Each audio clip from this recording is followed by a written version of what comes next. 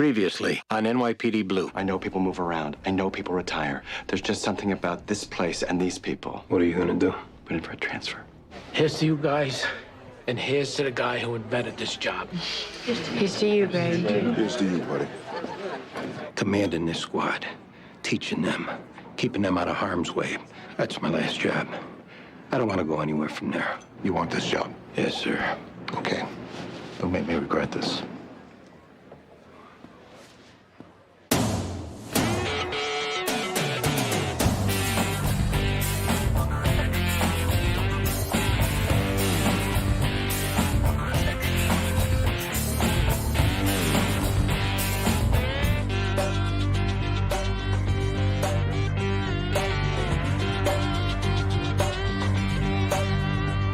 Morning. Hey, what we got? Name's Pamela Wyatt. Banged up pretty bad. Looks to be strangled, too. Doesn't look like a robbery from what they left behind. There's more in the dressing room. A bunch of furs in the closet. You must know it all. Just looking around while I was waiting. How'd the job come in? The doorman. Name's James Fitzgerald. He's in there. James, Yeah. how'd it happen you come in the apartment? Miss White was supposed to get the windows washed today. Last time they made a mess. So I promised her I'd personally move the orchids away from the windows and put the birds in a safe place. That's what I came up to do. Well, what do you know about her? Very nice person. Generous, considerate. I liked her. I liked her a lot. You know what she did for a living? I guess it doesn't matter who knows what now, right? She was a hooker.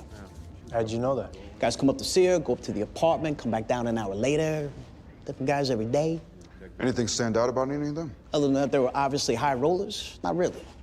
There was one who was here a lot. Probably 60. He'd get driven up in a black Mercedes. The driver waited out front while he was up there. Can you describe him? Gray hair, kind of big. Could have been a banker or a lawyer. Never said but two words to me. This was a class lady, being a hooker aside. Thanks. What do you got? Looks to be like a high-priced call girl. Yeah, the doorman called in the job. Building manager's on his way in. What are you doing out of uniform? Talk to building management, find out who's paying her rent. They're not in yet. You know, I thought once we cleared Bell's shooting, you were gonna go back to patrol. Tell him already. Chief of detectives gave me the squad. When? Last night at Medavoy's racket. You didn't say anything there? I want to make sure that Duffy didn't change his mind, and I didn't want to take away from Medavoy's night. A message came through this morning that it was a done deal. Wait, so you're actually squad commander? Yep. Congratulations. Thanks, Gruden. Not sure I can work with you. No, huh? I'm not sure any of us can. Well, that'll work out good then, because I was planning on bringing in my own people anyways.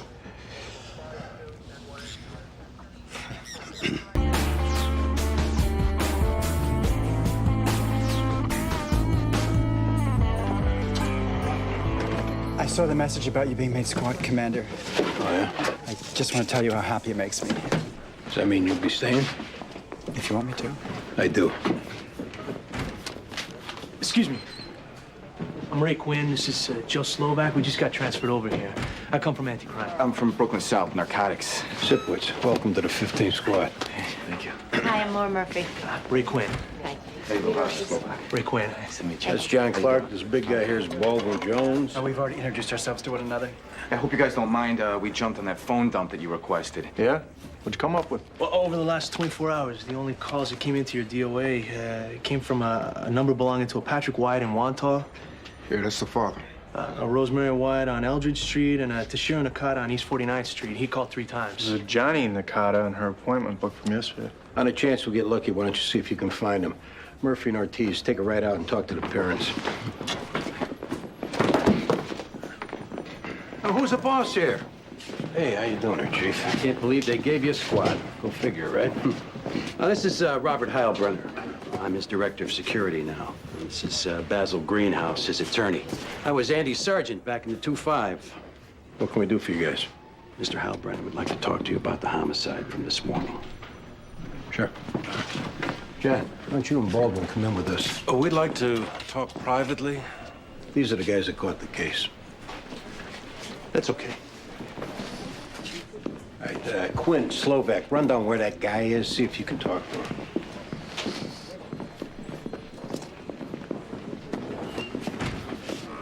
Hey, how long you guys been in the bureau? First day for both of us. First day. I got my gold shield in 1974. I can remember it like it was yesterday. What rank were you when you retired? 2-star chief. That's great. You gotta love being a detective. That's the most important thing. Yeah, I don't think we'll have any problem there. Yeah. How you doing with this case? We got a possible we're running down. Yeah, what are we talking about? Well, I don't think we're supposed to discuss specifics.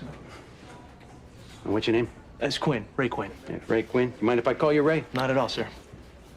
Pamela had been my mistress. We had been together, I guess you would say, off and on for about 8 years. I had feelings for her. She had feelings for me. And without defending my behavior or my infidelities towards my wife, I'm here to tell you that the relationship existed. Obviously, this is said in strictest confidence. When's the last time you saw her? Last week, but my wife doesn't know that, and I would appreciate her not finding out about it. I had basically put an end to the relationship. But It was her birthday, and I bought her a small, fairly insignificant gift. Did you know if she was seeing anybody else? Well, not to put too fine a point on it, but Pamela was a prostitute. She was discriminating to a degree. She was expensive, but notwithstanding her periodically proclaiming her intention to get out of that life. That is what she was. no, we have to ask you this as a formality, sir, but can you tell us where you were last night, leading up to about 8 o'clock this morning? Last night, my wife and I had dinner at Le Bernardin with my friend Tom Maxwell and his wife. Got home around 10. I watched a little television. I went to sleep. And this morning? Car picked me up a little after 7. I got to the office by 7:30. Mr. Heilbrenner's name will inevitably come up during the course of your investigation, which is why we're here. Appreciate you coming in. It may sound funny, given how different we were, but her passing leaves a real hole in my heart. Whoever did this, I hope like hell you catch him.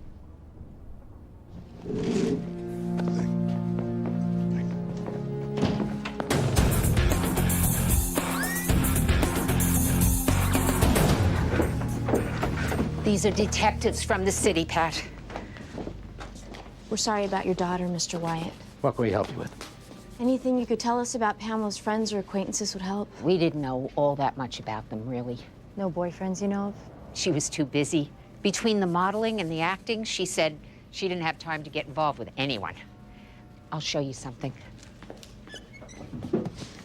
Here, right over here. Now, this is her. She's very beautiful. She bought her father a bunch of power tools that he hasn't so much as taken out of the box yet. She bought me a TV. She seemed like she was doing very well. When's the last time you saw her? Oh, when was it, Pat? I couldn't tell you.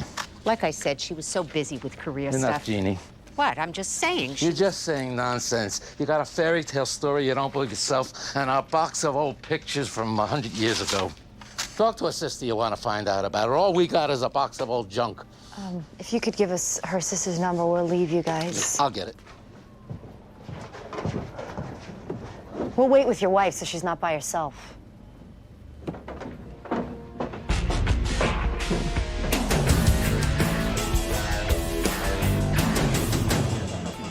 Is there Johnny Nakata here? Thanks.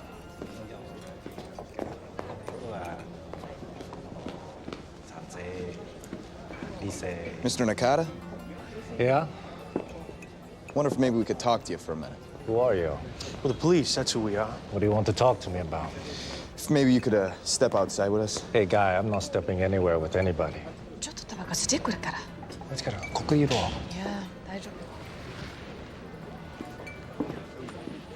Do you know someone named Pamela Wyatt? Doesn't ring a bell. Your name was found in her address book, and your phone number was found in her cell phone. She lives on 5th Avenue between 9th and 10th. Don't know anybody who lives over there. Can't help you. You frequented any prostitutes lately, Mr. Nakata? Gonna arrest me, guy? No. That's too bad. I'd like to see your face when they tell you I have diplomatic immunity. It's gonna be your ass. Nobody's arresting anybody. Then turn around, walk out same way you come in, guy. I don't like to be bothered when I'm sitting down to eat. Right now, you're bothering me. We're gonna verify your diplomatic immunity. Thanks for your help.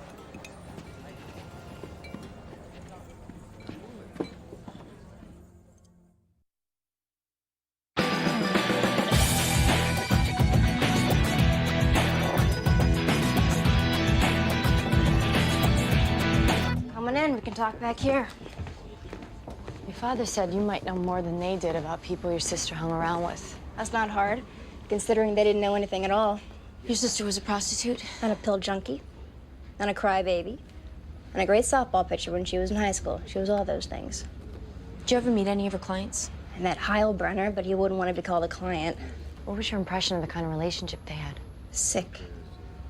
He was into beatings. He made her do threesomes. He wanted her to keep being a prostitute and then tell him the details. I hated him. Do you have any idea who they may have had threesomes with? Her name was Anne Marie. I don't know her last name. Any idea where we can find her? No. I know she's lying low ever since she got busted. What'd she get busted for? She propositioned a cop outside the Mercer Hotel. It's funny, you know. Pamela wanted to keep that part of her life such a secret. At the same time, she wanted me to know all about it. I think when I moved back into the city, she realized how much she wanted to have a sister. Excuse me.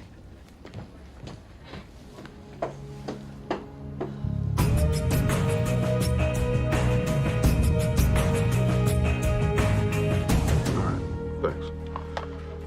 That was Ortiz. His sister gave the name of a pros who used to have threesomes with the DOA and Heilbrenner. He's a regular rock star, this guy. Yeah. There's no last name, but the first name's Anne Marie, and she took a call in the 5th precinct sometime last month. Why don't you and me take a ride out there, see if we can take a look at the paperwork? There he is. Check that phone. We got him. My name's Dale St. John. I'm supposed to see either a Detective Clark or Jones. They just left. Maybe one of the other detectives can help you? Yeah, I'm Robert Heilbrenner's driver. Why don't you come back in here with us? Right this way. You drove Mr. Heilbrenner last night? Yeah. Where'd you drive him? Well, I picked up Mrs. Heilbrenner at around 7:45. Drove her to La Bernardin on West 51st Street. Waited outside the restaurant till probably 9:30, and when they both came out, I drove them back to their apartment on 5th Avenue and 76th Street. What time did you pick up Mr. Heilbrenner this morning? 7:15. Let's talk about Pamela Wyatt. She and Mr. Heilbrenner get along? Yeah. No arguments? None that I saw. I mean, I'm not supposed to pay too close attention to what's going on in the back seat, but from what I could tell, they were usually holding hands, whispering to each other. They were like a couple on a date. Did you ever drive Pamela by yourself? A few times. She would call you? He would. Why would he do that? When Mr. Heilbrenner called me to pick her up, it was because she was messed up on dope, and he just wanted to make sure she got home safe. Where would you pick her up from? Restaurants, bars. Did she ever indicate when you pick her up where she was getting the dope from or who she might have been with? She just thanked me, curl up under her coat and go to sleep.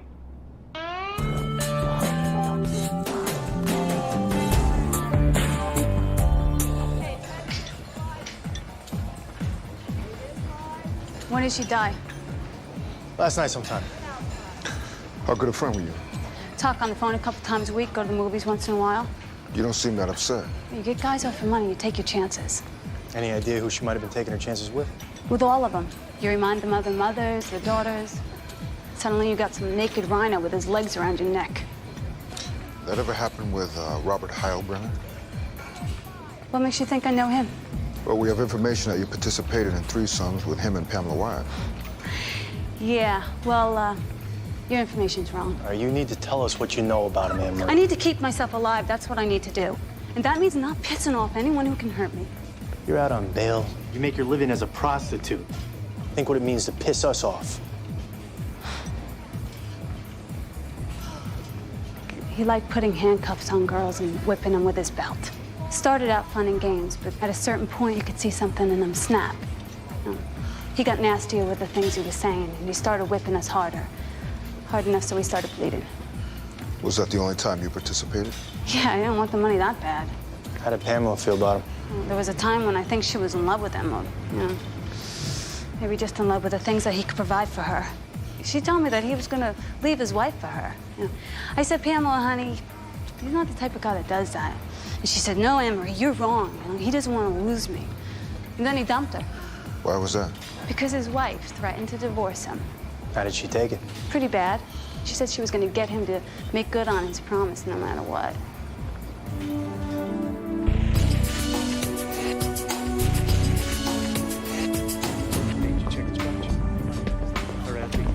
I'm looking for Sergeant Sipowicz. Yeah. I'm Inspector Dowdell with Intelligence. This is Agent Holloway with the FBI, Christopher Perkins from the State Department, and Lieutenant Clifford also with Intelligence. Why don't we go into your office? The office is kind of a mess. Why don't we go down here?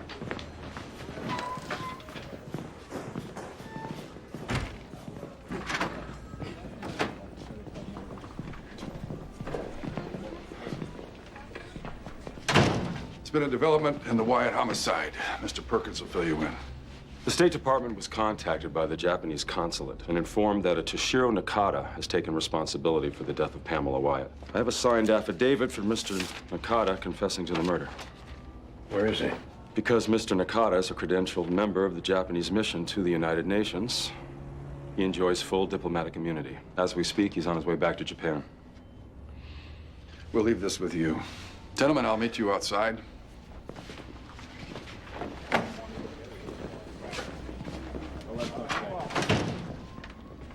Boy, parking tickets are one thing, but for this guy to get away with murder? I know just how you feel. However, one PP still knows it was a result of aggressive police work by members of your squad.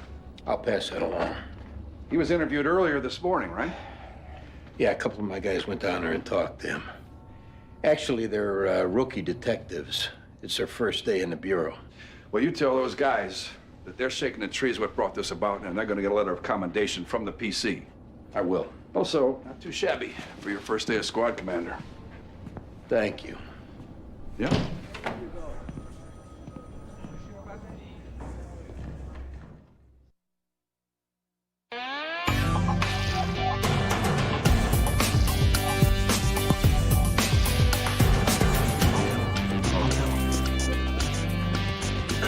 So what do you guys think about this confession? What do you mean? Does it seem legit? What'd you think when you talked to the guy? Wouldn't give us the time of day. Well, what bothers me is I was starting to like Heilbrenner for it. You were? He was a sadistic prick. He's got this whole bizarre thing going where the girl's turning tricks and telling him about it. And she's looking to hold him up. And the guy backing up his alibi works for him. Yeah, we probably need to tell you guys this. When we were talking to Angelotti before, he was pumping us for information. Now, what'd you give him? Nakata's name. Him being a retired chief and asking us, he made it seem like it wasn't that big a deal. Andy, you got a minute?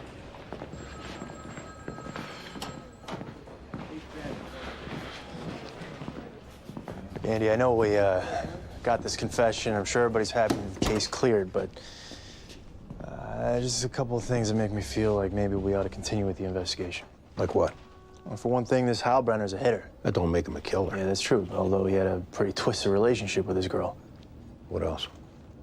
All right, for this Japanese guy to completely dumb me up this morning when the two new guys went to go talk to him, and then like 3 hours later, he gives up a full confession, doesn't seem right. You saying Heilbrenner got to him? I don't know. What I do know is that this Angelotti guy was working those guys when we were in the room here with Heilbrenner and his lawyer. They gave him Nakata's name? Andy, I wouldn't go too hard on him. You know, they're new guys. He's a retired chief. Keep it open. Yeah? It's your case. You want to continue with the investigation, continue with the investigation. That might piss off a few people. Let me worry about that.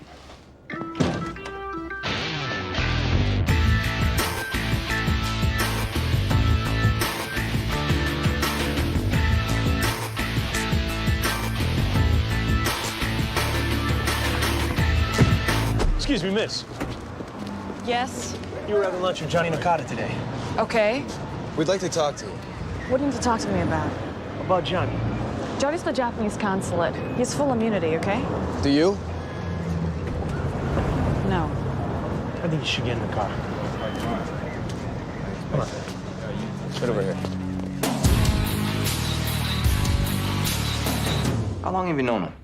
2 years. Were you dating? What's the difference? A girl was killed. I don't know anything about this girl. No one's saying you do. Because we're investigating her killing, we need to know some things about the people involved. I wasn't involved. Johnny was, though. Yeah, okay. Did you know Johnny went to prostitutes? No, I didn't know that. You think I would have been with him if I knew that? Was he ever violent? Never. Not one time. Must have come as a shock to find out he strangled this girl. You spend time together, you sleep together, then you find this thing out. It was like he was a total stranger. You could say that's a shock. Was he a drug user? A heavy drinker? No. Was he a gambler? I don't have anything bad to say about him, okay? You want to find out about him, talk to his family. He has family in this country? He has an uncle. Maybe he knows something I don't know.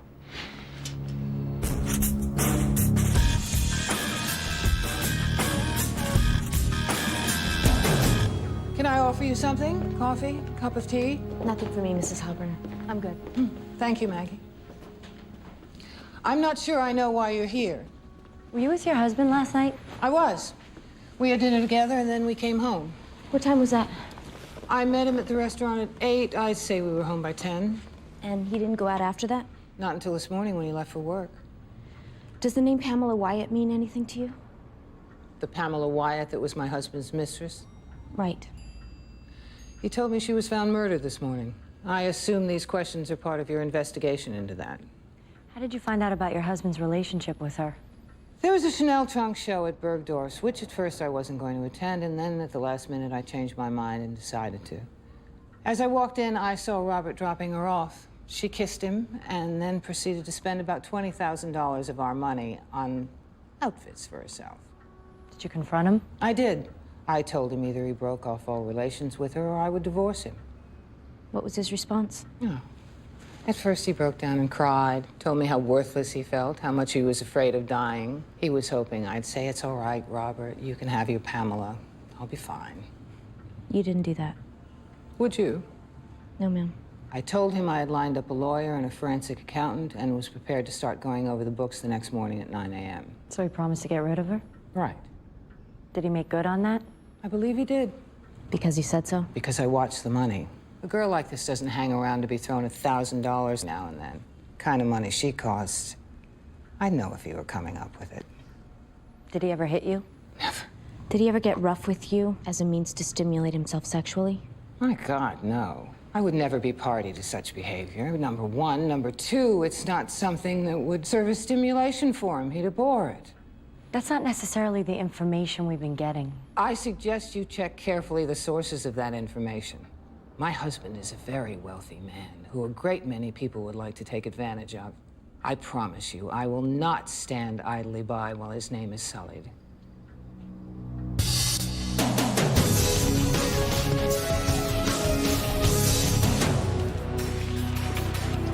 Zipwitz. Yes, sir, Chief. In your office. Why don't we just go down here? The office is still in the process of getting moved into. Fine.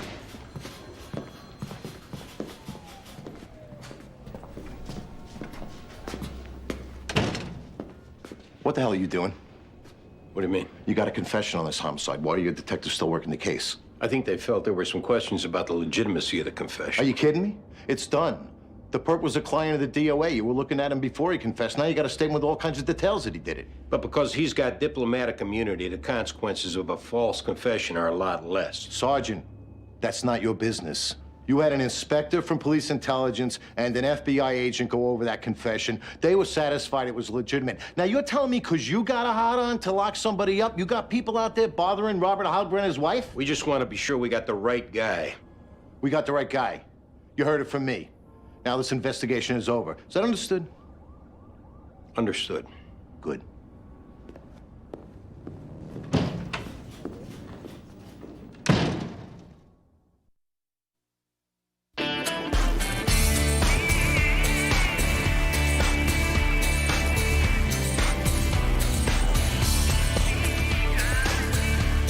Well, we appreciate you coming in, Mr. Nakata. We want to talk to you about your nephew. What is there to talk about? Were you close to him? He was my family. Were you aware of his frequenting prostitutes? No. Were you aware of his ever having behaved violently towards women? No. What about gambling? My nephew was an outstanding student in Japan. He received a graduate degree from London School of Economics. He had a trusted position with the Japanese mission to the United Nations.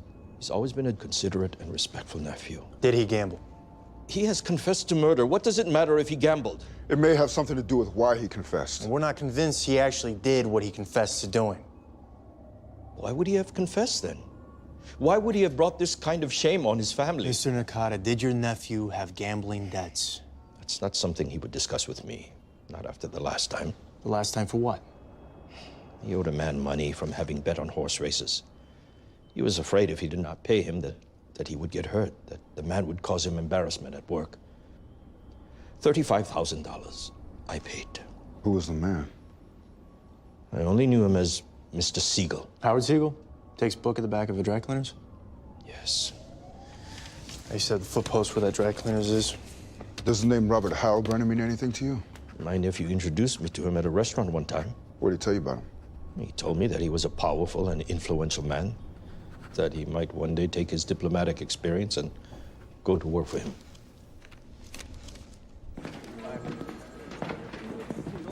Hey, stranger. How you doing, John? Great. Hey, Greg. I was just showing an apartment in the neighborhood. I thought I'd stop by. Well, you didn't waste any time getting started with the new job, did you? No, I didn't. Hey, Metaboy, how's it going? Aren't you going back downstairs? Andy's the new squad commander.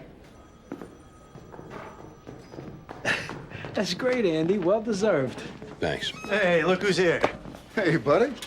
Hey, partner.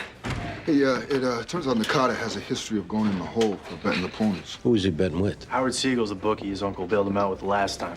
But he also told us that Nakata knew Heilbrenner. Go talk to Heilbrenner's driver again. See how committed he is to that alibi. And why don't you guys go talk to the bookie? Find out if the marker's been paid. Grab this. You guys just transferred in? Yeah. Yeah, well, stick with this guy. He'll tell you everything you need to know. Hey, it's good to see you, buddy. I'm sorry, I gotta run, all right? I'll talk to you later. Yeah. Squad commander. Yeah. Guys, run Heilbrenner through DMV. Get the plate numbers off any cars registered to him or members of his family. Metaboy, I gotta run downstairs. Yeah, go ahead. Go ahead.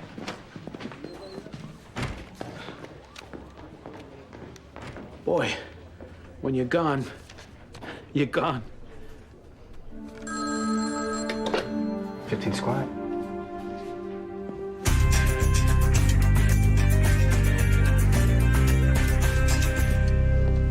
How's it going, Howard?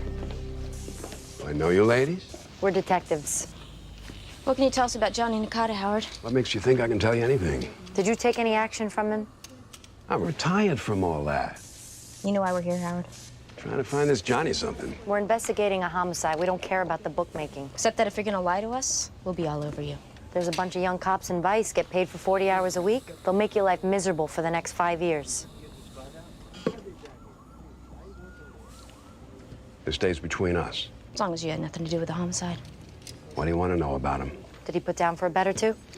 The Japanese bet bicycle races. They bet motorboat races. Forget about it when they get their noses open with horses. This guy was crazy even for them. What was he India for? 110,000. 6 months ago, he hit the trifecta at Arlington, paid $27.01. He walked away with $40,000, and believe me, I was only too happy to pay him. Because then he started to lose. And this after having to get bailed out by his uncle the first time. How hard you lean on him? What am I gonna do? It's not a student loan. I told him it's a serious number, and he has to make restitution. Did he? Just today. He came in with 110,000 cash just before noon.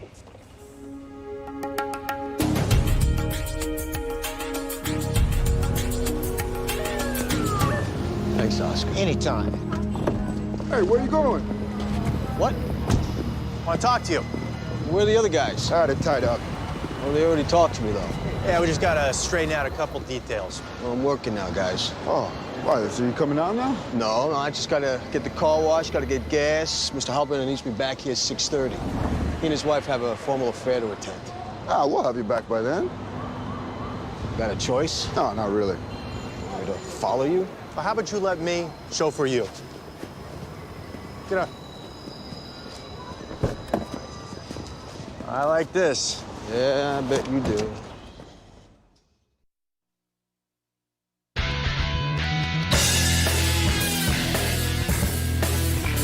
Ever know Heilbrenner to go at girls a little hard?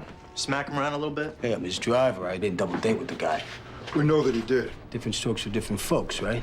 He used to whip Pamela with his belt. Well, like I told those other guys, the two of them seemed to be into each other, so whatever he did, he couldn't have been hurting her too bad. Mrs. Heilbrenner found out about Pamela. I don't know anything about that. She and her husband never had out in the car. Well, like I told the other guys, I try not to pay attention to what's going on in the back seat. See, Dale, here's the thing. Heilbrenner pays you a good salary. Probably takes care of your family, and you want to be a loyal employee to him, and that's fine.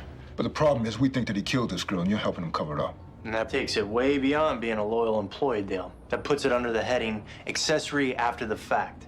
I don't know what you guys are talking You know about. what accessory after the fact means, Dale? That means you go to prison along with him. Now, the decision you have to make is whether or not you're going to get taken down with him. No, I don't need this. I mean, I got a wife, I got a kid, got another one on the way, and I don't need this. Tell us what happened. I got a phone call around 4 o'clock in the morning. He was at her apartment. He told me to be downstairs as fast as I could get there. When he came out of the building, I could see right away that something was wrong. Why? Because he was white and shaking. He told me to take him to his office and go upstairs and get him a change of clothes while he waited in the car. Why did he need a change of clothes? I could see in the mirror that he had blood on him. And he told you what to say when you were questioned. He said he was gonna take care of me for life. Me and my family. I told him I didn't know what happened in the apartment, but it bothered me to lie like that. He said what happened in the apartment was an accident. Why didn't he say it was an accident? I asked him that. He said people wouldn't understand. We're going to need to take a statement from you. Yeah, whatever you gotta do. I keep seeing that girl's face every time I close my eyes.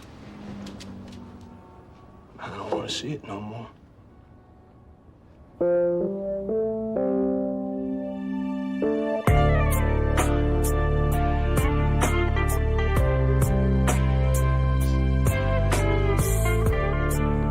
What's going on? Mr. Heilbrenner, we're placing you under arrest for the murder of Pamela Wyatt. You must be kidding. We're not. What is it? Someone down at the department has a vendetta against me that I don't know anything about? If you cooperate with us, we'll put the handcuffs in front so you can cover them with your coat. You're not cuffing me anywhere near. Yeah, we are. This time the handcuffs are going on you. I am going to have my lawyer down here in about 30 seconds flat. Your lawyer can meet us at the precinct. What's going on? These idiots, they think they're going to arrest me. For what? Your husband can tell you. Like Detective Ortiz said, we're willing to put him on the front. Give us a hard time to going on the back. I don't understand what's going on, Robert. You just call Greenhouse. Tell him to meet me. Where are we going? 15th precinct. I want to know what you're arresting him for. It's for the murder of the girls, Alicia. I thought someone already confessed to that. Someone did.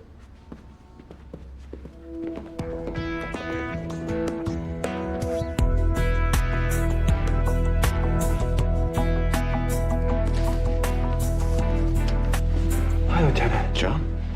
How are you feeling? Well enough to gather up my things. Can I help you? That's all right. I'd rather do it myself.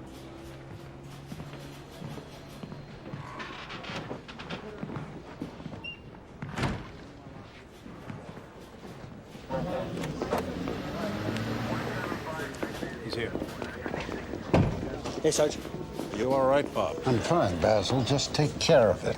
I'd like to see my client alone. You gonna allow him to give us a statement? You gotta be kidding. In that case, you can meet him in court. Hey, you're not gonna give them 5 minutes? Not now. You want, you can get it on record with the desk officer you were here.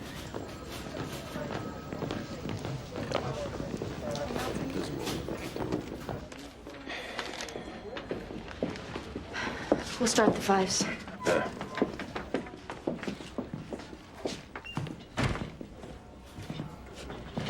Put him in handcuffs in front of his wife? We had no choice. No? How about picking up the phone and calling me? What about letting me bring him in? What do I do when he jumps on the plane? He keeps out of Teterboro and skips down to Costa Rica. You could have had me as a friend. Instead, you have me as an enemy. And for what? A dead pros.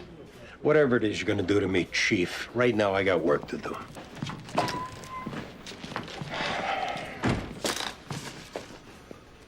How you feeling, Lieutenant? Not bad. How you feeling? In the office.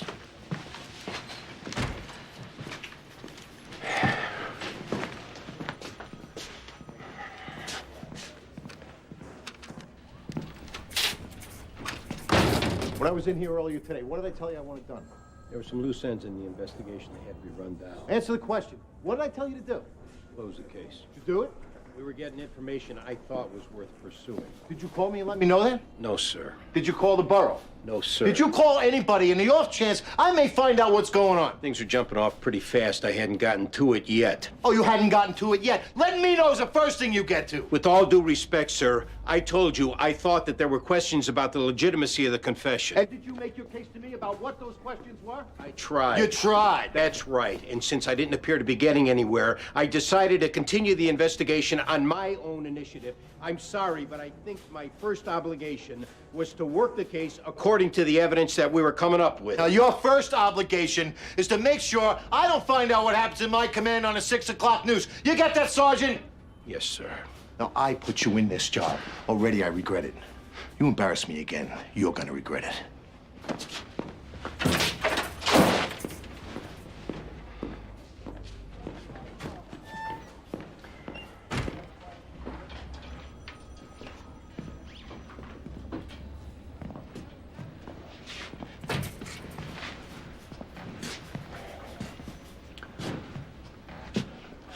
Comstat files are on the shelf. When are we up for review?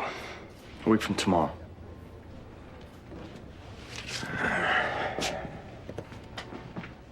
Thinking about taking a footpost in the Midtown Tunnel? It's a shaky perch you're on, Sergeant. You have to answer to the people above you, look after the people below you, and you have to be able to live with yourself. What are my chances? As far as the last two go, I'd say they're decent. Good luck with the first one.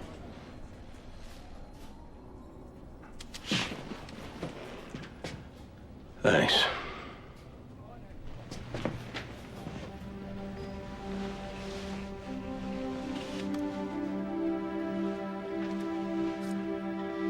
It's all yours.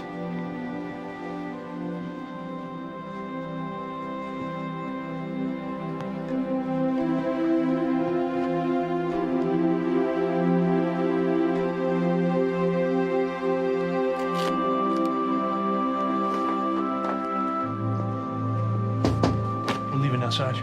Okay. We're sorry if we loused anything up. Don't worry about it. Everything came out fine. Not exactly thanks to us. You're gonna make good detectives, guys. Give yourselves time. Thanks. We're real glad to be working for you, Sarge.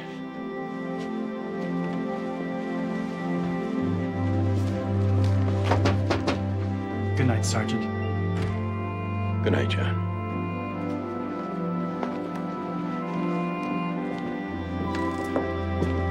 Hey. Feel like celebrating? Not tonight. Yeah, we figured.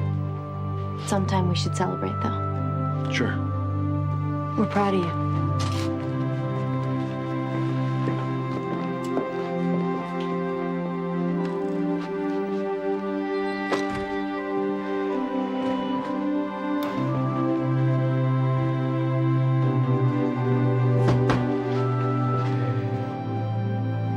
We're gonna take him down to court. Yeah, all right. Hey, any doubts about you running the squad, Andy? Well, today you put him on the rest.